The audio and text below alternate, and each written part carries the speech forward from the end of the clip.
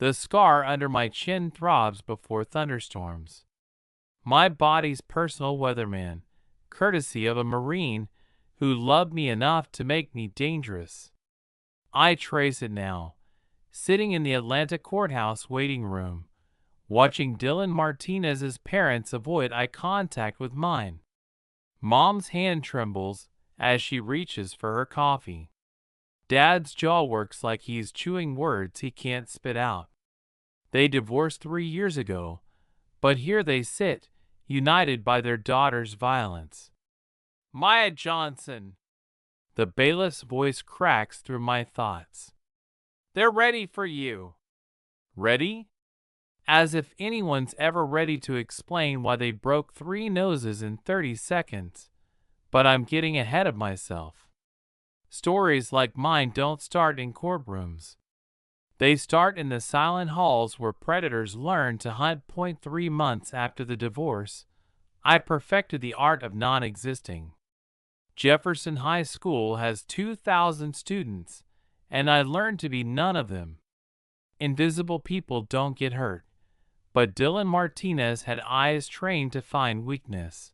The first time he noticed me, I was reorganizing my locker between third and fourth period. His shadow fell across the gray metal. Never seen you before. I didn't look up. Sometimes if you don't acknowledge predators, they lose interest. The shove came from behind. My books cascaded across the hallway floor. Oops. You should watch where you're going. I knelt to collect my things while other students flowed around us like water around stones. Nobody stopped. Nobody saw. That's when I felt it. That muscle memory of summers that shaped me. My fingers found the scar under my chin. Suddenly, I was 15 again, standing in Aunt Valerie's backyard. Pain is just information, she'd said, circling me. Your body telling you to pay attention. Valerie Johnson, 6 tours in Afghanistan, close combat instructor at Fort Benning, had her own ideas about family bonding when Mom needed someone to watch me that summer. The world's not getting gentler. Might as well get tougher. Back in Jefferson's hallway, I gathered my belongings while Dylan's crew snickered. See you around, he said, and it sounded like a promise. The escalation came in stages.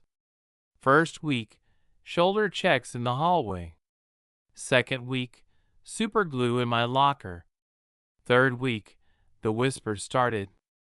Oreo. Bet she thinks she's white inside. Dylan was patient, methodical. He understood something fundamental about breaking people. You don't need a sledgehammer when water and time do the job better. The day he found my weakness, I was eating lunch in the library. My mother's leftover injera spread on the table. What is that smell? Dylan's voice cut through the quiet. Smells like something died, Marcus added, iPhone already recording. Dylan grabbed the container from my hands. Let's see what garbage you're eating. The injera hit the floor. My grandmother's recipe scattered across industrial carpet. Something inside me shifted. That night, I called Aunt Valerie. There's this guy at school. Is he putting hands on you? No. Just words shoving. Kid stuff. Invisible only works if they're not already looking. What am I supposed to do? Beat him up? Get expelled? No. But you don't have to make yourself smaller either. I remembered that summer when I was 15. Aunt Valerie teaching me to fight, so I'd stop fighting myself. Your enemy isn't out there, she'd said during one grueling session. It's in here. She tapped my temple. Fear, doubt, the voice saying you're not enough. That's the day she taught me the headbutt. Your head is your hardest weapon. Use it right, it's devastating. I'd gotten cocky, moved too fast. Her counter sent me sprawling, chin catching the edge of her elbow, blood in my mouth. What would become my scar opened up like a red smile. First lesson's free. Second one costs. The cyberbullying started that night.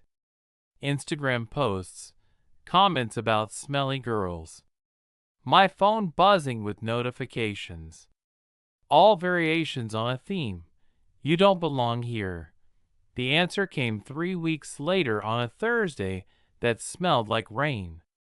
By lunch, I could feel it building, that primitive sensation of being hunted. 7th period, AP Chemistry. The lab door opened 5 minutes into class. Dylan stood there with a hall pass. Sorry, Miss Patterson. Office needs to see Maya Johnson. I knew it was a lie, but 28 pairs of eyes were watching. I followed him out. The hallway was empty. Dylan walked ahead, leading me toward the older wing where the cameras didn't work. Where are we going? Just want to talk about your attitude problem. 3 more of his crew materialized. Marcus, 2 basketball players, and someone new, Tyler, Dylan's cousin. See, here's the thing, Dylan continued, backing me toward the lockers. You walk around here acting like you're better than everyone. They formed a semicircle. Tyler hung back, phone half raised. Dylan's hand shot out, grabbed my cardigan. The fabric twisted around my throat. You're nobody. Less than nobody. Dylan, Tyler's voice cracked. Maybe we should. Shut up, Tyler. This moment right here is where everything changes. Every choice compounds. Every time we choose cruelty or courage, we reshape the world in small, irreversible ways. Dylan pulled me forward, then slammed me back against the lockers. You ready to show respect? My hand stayed at my sides. Not submission, preparation, and Valerie's voice. Distance is everything. Too close, they can't see it coming. Tyler had stepped back. Phone steady now, recording everything. Last chance. Apologize for existing. Or what? You've been doing that for weeks. His face darkened. Here's what you don't understand. I'm not invisible because I'm scared. I'm invisible because I choose to be. Because people like you aren't worth being seen by. The slap came fast. My head snapped sideways. Copper bloomed in my mouth. I turned back slowly, smiled. Pain is just information. And you just told me everything I needed to know. Do it again, I said. If it makes you feel powerful. Dylan's face went white, then red. You don't know anything about me. I know you're in pain. I know you think sharing it makes it smaller. But you're wrong. His grip loosened slightly. That's when I made my mistake. I thought I'd reached him. But pain that deep doesn't just evaporate. Dylan let go of my cardigan, then drove his fist toward my stomach. Time slowed. I didn't duck. I stepped into it. His fist connected. Air rushed out. Pain bloomed. But I was already moving. The first headbutt connected with a wet crack. Dylan's nose exploded. His scream muffled by his hands flying to his face. Marcus lunged from the left. I ducked under his grab. The crown of my head met the bridge of his nose. He dropped. Phone clattering across linoleum, still recording. The third one hesitated. My forehead found his nose like a heat-seeking missile. Down he went. 0.3 moves, 3 breaks, maybe 4 seconds total. You got that? I asked Tyler. All of it? He nodded, mute. Good. Call 911. Then my legs gave out. Around me, the wounded made sounds. Dylan's voice high and broken. She broke it. Oh God. I warned you, I said. I told you I wasn't invisible by choice. The next hour blurred. EMTs, Principal Morrison, parents called. Me in the nurse's office watching the bruise bloom under my shirt. Mom pulled me into a hug. Baby, what did they do to you? What did I do to them, you mean?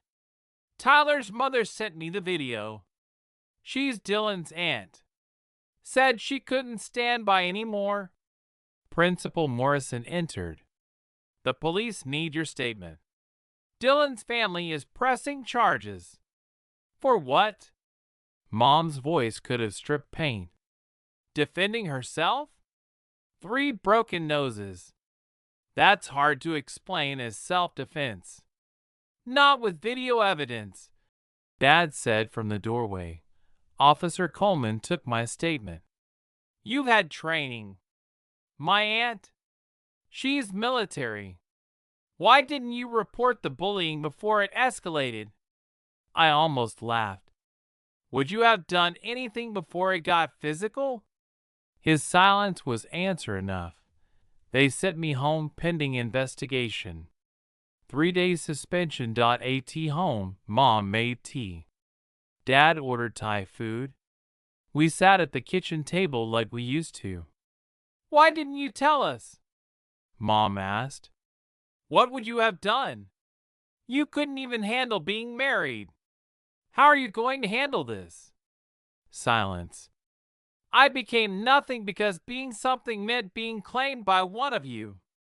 So I just opted out. You're not broken, Dad said fiercely. No, but I was. And when Dylan tried to break me more, I remembered what Aunt Val taught me. Sometimes the only way out is through. That night, I couldn't sleep. Kept seeing the surprise in Dylan's eyes. The blood warming my forehead. I'd won. So why did I feel like I'd lost something essential? The morning news screamed. Brutal attack at local high school leaves 3 hospitalized. Then the comments started. By noon, Tyler had posted the full video. His caption, "The truth. 4 athletes attacked 1 girl. Share this." It went viral. News vans appeared outside our house. But strangest were the private DMs from kids across the country. This happened to me too. I wish I'd fought back. I was Dylan in high school. Seeing this made me realize the damage I caused. I'm sorry. That last type hit hardest. Cycles of hurt spinning endlessly. Criminal charges came a week later. 3 counts of assault. Can we settle? I asked Sharon, our lawyer. Some kind of agreement that helps everyone. You want to help the boy who tormented you? I want to stop the cycle. We ended up in mediation. Dylan sat across from me, nose still bandaged. What do you want? He asked finally. I want you to get help. Real help. Apologize publicly. And work with kids who've been bullied. If I do this, you'll drop the charges? I'll advocate for restorative justice over punishment if you actually do the work. For the first time since the hallway, Dylan looked me in the eye. Okay. The day Dylan posted his apology video, I watched alone. I hurt people because I was hurting. I targeted Maya because she seemed strong in ways I wasn't. I'm getting help. I'm trying to change. School, when I returned, was different. The invisible girl had rematerialized. Then an email arrived. The downtown Atlanta YMCA wanted me to teach self-defense to at-risk youth. Which brings us to now. A Saturday morning at the Y teaching defensive positioning. Power isn't about hurting people, I tell them. It's about choosing when and how to engage. But you broke 3 noses, Aaliyah points out. She's new, 14, with bruises she thinks makeup covers. And it worked. Did it? I stopped the immediate threat. But Dylan's still broken, just differently. The cycles continue. If you could do it over, yeah, I would. Because sometimes survival comes first. But that doesn't make it a victory. Just a necessity. After class, Aaliyah lingers. My stepbrother. He's like Dylan. Document everything. Tell adults until someone listens. And only if you're in immediate danger with no escape, then you defend yourself. But exhaust every other option first. Why? Because violence marks everyone it touches. I touch my scar. Some marks show, others don't, but they all ache before storms. As she leaves, I see him. Dylan Martinez, mopping floors, completing community service. He's lost weight. Our eyes meet. He nods. Small, careful. I nod back. Some reconciliations happen in silence. Tyler joins me. Any regrets? Every day. You? Same. But also, he gestures at the girls filing out. This doesn't happen without that. The pain becomes purpose. We walk out into Atlanta sunshine. My phone buzzes with messages. I'm thinking about Aunt Valerie. Her final lesson. Violence is like fire. Sometimes you need it to survive. But it always burns. The trick is making sure what grows from the ashes is worth the scars. I touch my scar. Behind us, Dylan mops floors. Ahead, Aaliyah walks into a world that hasn't gotten safer, but might get better. And me, I teach girls to throw punches they'll hopefully never need. I transform trauma into lesson plans. It's not victory. It's not defeat. It's just what comes after. The slow work of turning scar tissue into strength, violence into wisdom, survival into something that might eventually look like hope. We all carry scars. Some visible, some hidden, all aching before storms. The question isn't whether you'll face violence. You will. The question is what you'll grow from the ashes. That's not a perfect ending, but it's a true one.